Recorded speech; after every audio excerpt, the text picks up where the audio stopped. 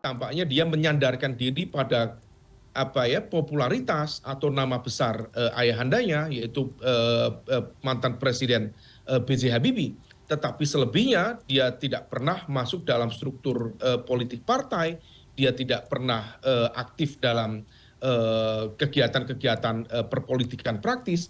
Maka kalau misal kemudian kita cermati di sini, tampaknya ada upaya untuk menggabungkan antara mesin politik PKS yang dianggap cukup efektif. Beberapa kali pilkada PKS kalah, tetapi kalahnya dengan pemenang itu gap suaranya cukup kecil. Oke. Nah, mesin politik ini mencoba untuk digabungkan dengan nama yang dianggap fresh, yang dianggap genuine, yang dianggap organik, yang juga memiliki nama besar, yaitu putra dari Presiden B.J. Habibie. Nah, barangkali ini kemudian menjadi sebuah upaya yang kemudian bisa menciptakan alternatif baru yang betul-betul terhindar atau jauh dari ingar-bingar yang selama ini muncul di permukaan antara Kim dan non-Kim.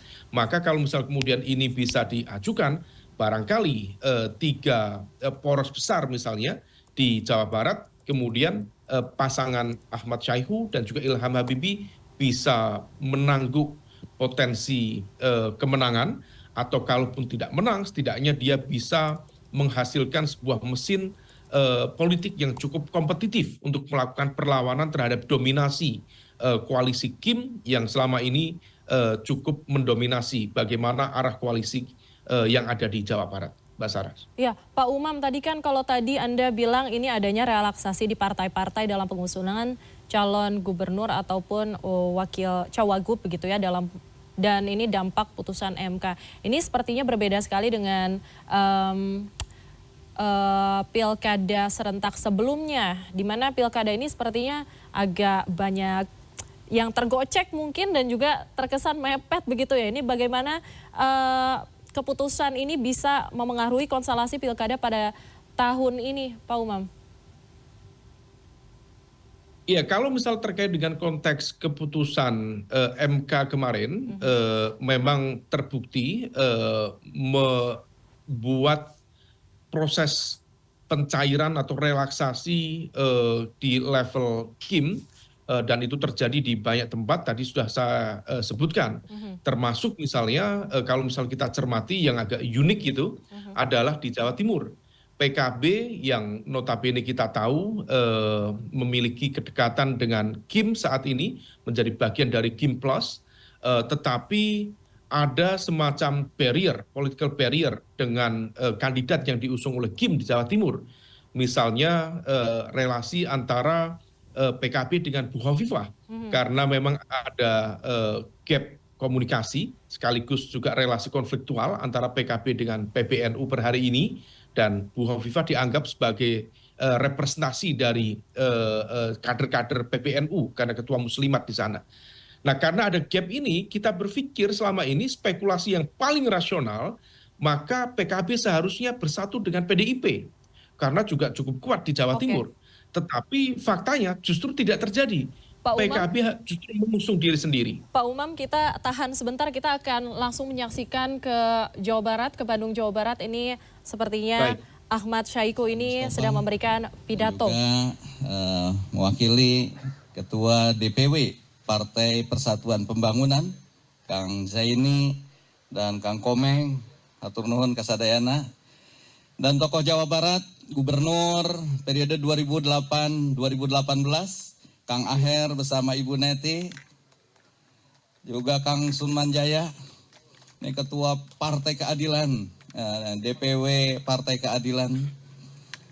Yang saya hormati, saya banggakan juga tokoh-tokoh, para alim ulama, tokoh-tokoh Jawa Barat, baik dari PKS, Nasdem, P3, dan alhamdulillah kita sangat bangga hari ini juga dihadiri oleh para Dewan Pakar Partai Keadilan Sejahtera.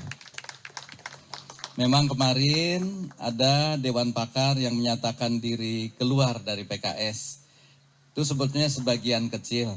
Sebagian besarnya alhamdulillah masih banyak yang bertahan dan siap berjuang bersama kita semuanya. Hadirin hadirat sekalian, insan pers yang saya hormati dan saya banggakan. Tentu kita perlu bersyukur pada Allah Subhanahu wa taala pada hari ini kita bisa berkumpul di tempat ini.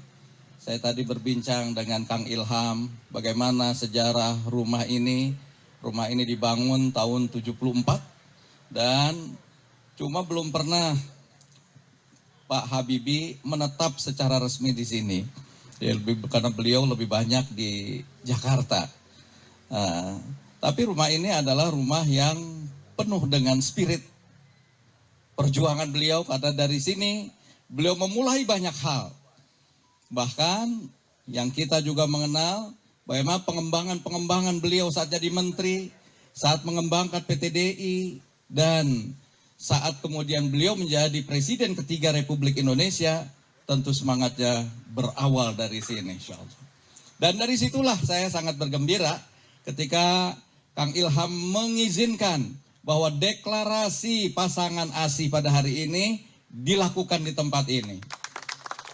Bukan hanya dalam kesejukan, tapi kita ingin justru spirit Profesor Habibie akan bisa betul-betul kita lakukan bersama. Allahu Akbar. Tentu ini menjadi sebuah hal yang penting. Karena beliau sedemikian banyak meninggalkan pesan-pesan pada kita. Bahkan pesan-pesan kebangsaan yang sedemikian melekat pada anak bangsa ini. Seorang yang profesional, teknokrat, tapi kemudian bisa menghadirkan demokrasi yang sedemikian beliau ingin berada ajak di pertengahan. Dan barangkali pesan beliau yang sedemikian teringat itu adalah bahwa demokrasi ini nggak bisa hanya sekedar mewujudkan kebebasan di tengah masyarakat, tapi yang beliau inginkan justru adalah harus ada hadir di sana juga kedisiplinan. Ya. Maka apa yang terjadi kalau demokrasi ini diberikan kebebasan tanpa ada kedisiplinan, pasti akan muncul adalah anarkisme. Yang penting kita bebas-bebasnya.